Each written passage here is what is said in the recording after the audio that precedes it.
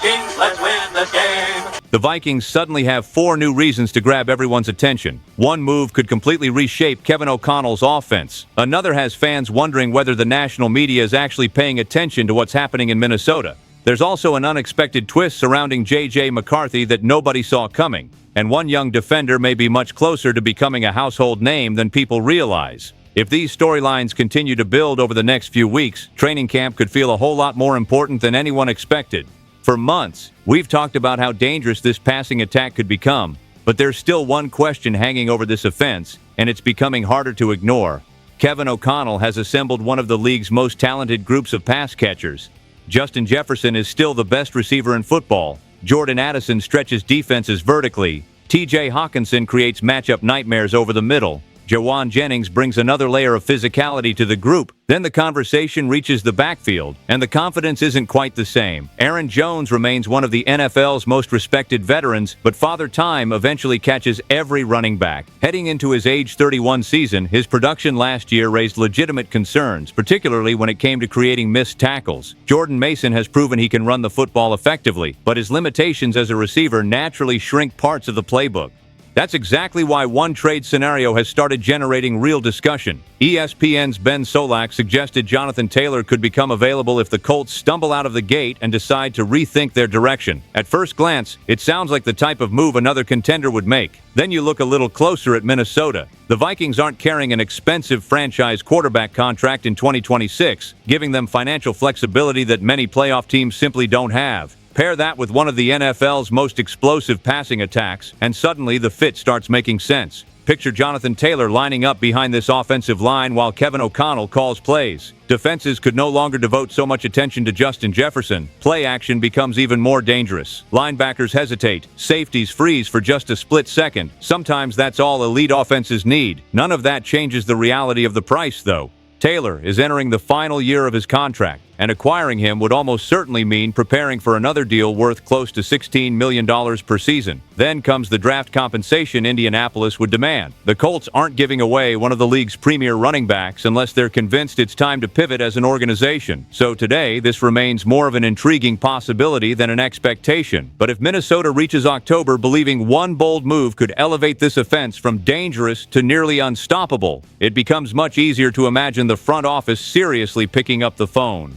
22nd, that's where ESPN believes the Vikings roster belongs entering the 2026 season. It's a ranking that probably made plenty of Purple faithful shake their heads the moment they saw it. This is still a roster featuring Justin Jefferson, Jordan Addison, T.J. Hockenson, Jawan Jennings, Kevin O'Connell directing the offense, and Brian Flores coordinating one of football's most aggressive defenses. Yet somehow, ESPN believes more than 20 teams are better positioned heading into the season. To be fair, they didn't ignore Minnesota's strengths. They praised the receiving core as one of the NFL's best, regardless of who ultimately wins the quarterback job. Their biggest concern centered on the running game after last season's disappointing production on the ground. That's a criticism most fans can understand. The rushing attack simply has to improve. Even so, dropping this roster all the way to number 22 feels difficult to justify when you look at the talent spread across both sides of the ball, but buried inside those rankings was something Vikings fans should probably pay closer attention to. Aaron Schatz identified Tyrion Ingram-Dawkins as a potential breakout player after moving from an interior role toward the edge. That's more than off-season optimism. Brian Flores constantly rotates his pass rushers, and Jonathan Greenard's departure opened meaningful snaps that have to be filled. Ingram-Dawkins already flashed encouraging pass rush efficiency and limited opportunities. Now he'll finally have the chance to prove those flashes can translate over a full season. Add in Andrew Van Ginkel entering his 30s and approaching free agency, and there's a legitimate opportunity for a young defender to establish himself as part of Minnesota's long-term plans. Maybe ESPN ultimately got this ranking right, maybe they didn't. But if this roster plays the way many Vikings fans believe it can, those rankings won't matter for very long. Respect in this league has a way of taking care of itself once the games begin. Quarterback has dominated the conversation around this team for months, and for good reason. Last season left Vikings fans with far more questions than answers. Injuries piled up. The offense never found consistent rhythm, and J.J. McCarthy's first year as the starter quickly became one of the biggest talking points of the entire season. But here's something that deserves a closer look before anyone completely writes him off. According to Pro Football Focus, McCarthy had the worst interception luck of any qualifying quarterback in the NFL. That's not just a catchy statistic. It completely changes how you evaluate parts of his season. He finished with 12 interceptions, yet PFF's expected turnover model suggested he should have thrown fewer than 7. In other words, whenever a defender had even a slight opportunity to make a play on the football, it seemed to end in an interception. Minnesota simply didn't get many breaks. Now, that doesn't erase the problems. Far from it. PFF also pointed out that McCarthy ranked near the bottom of the league in passing accuracy, with far too many throws forcing receivers to slow down, adjust, or give away opportunities for yards after the catch. That's something luck can't fix. Only development can.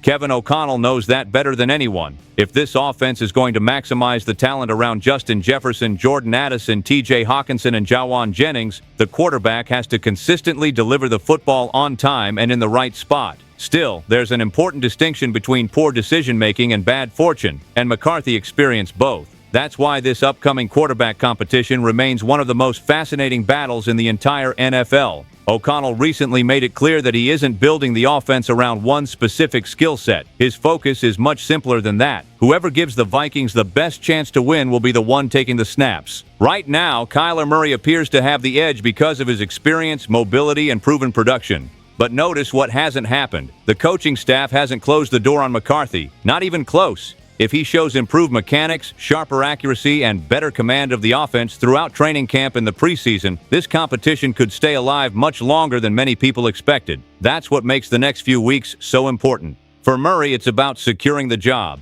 For McCarthy, it may be about proving he still belongs in Minnesota's long-term plans. Those are two very different motivations, and they'll make every practice worth watching.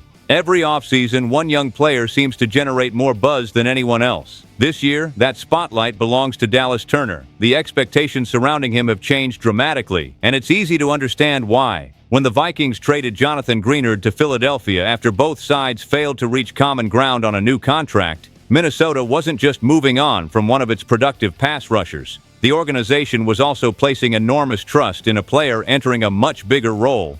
Greenard landed a lucrative new deal with the Eagles, while the Vikings collected valuable draft capital and gained additional salary cap flexibility. That decision didn't just create an opening. It handed Turner the opportunity to become one of the faces of Brian Flores' defense. Bleacher Report recently named him Minnesota's most promising player heading into 2026, and the projection doesn't feel unrealistic. After flashing his potential as a rookie, Turner followed it up with 8 sacks, 11 tackles for loss, and constant pressure on opposing quarterbacks. Those are the kind of numbers that usually lead to much bigger expectations in year 3. In fact, some analysts already believe double-digit sacks and a trip to the Pro Bowl are well within reach. If they're right, the entire identity of this defense could evolve. Flores' system thrives when the front seven consistently disrupts quarterbacks before routes have time to develop. A dominant edge rusher makes every blitz more dangerous and every coverage call more effective. Turner has the talent to become exactly that type of player. And while everyone's attention is naturally focused on the upcoming season, the front office is already thinking several moves ahead.